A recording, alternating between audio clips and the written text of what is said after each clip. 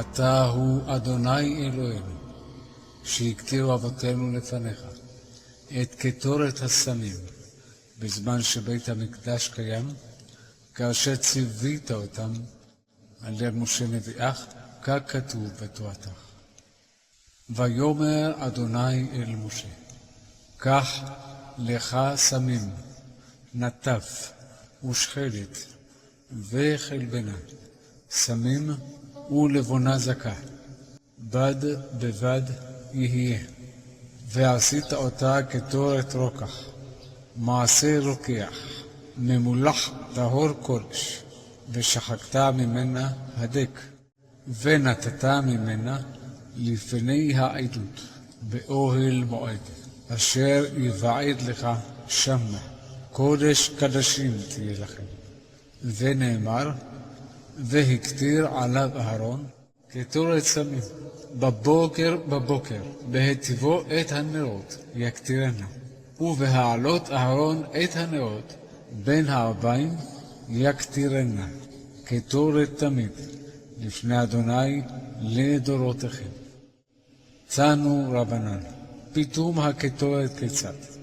368 מנים היו בה, 365 כמניין ימות החמה, מנה וכל יום, מחציתו בבוקר ומחציתו בערב, ושלושה מנים יתרים, שמהם מכניס כהן גדול ונוטל מהם מלוך אופניו ביום הכיפורים, ומחזירן למכתשת בערב יום הכיפורים, כדי לקיים מצוות דקה מן הדקה, ו11 סמנים היו בה, ואלו הן הצורי והציפורן והחלבנה והלבונה, משקל 70 מנה, מור וקציעה ושיבולת נרד וחרקום, משקל 16 מנה, הכוס 12,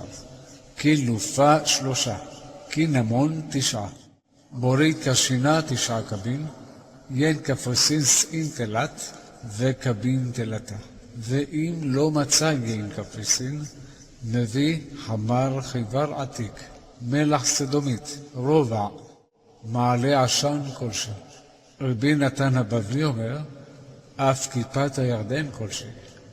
אם נתן בה דבש, פסלה, ואם חסר אחת, מכל סמניה, חייב מיתה.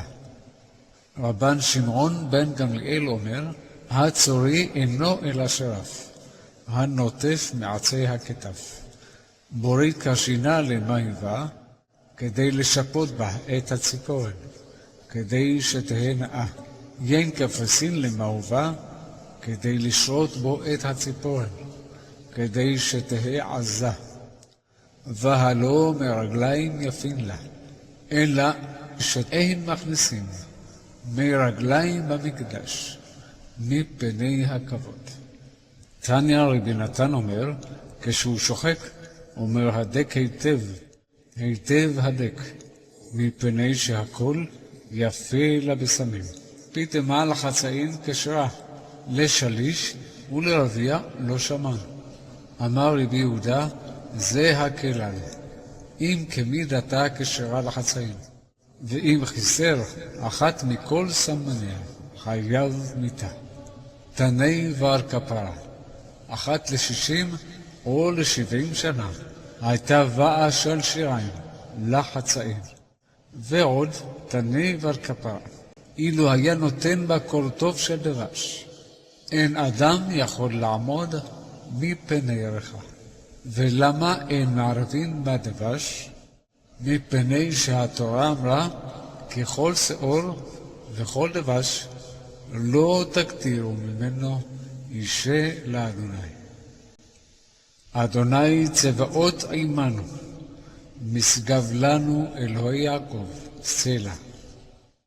אדוני צבאות, אשרי אדם בוטח בך.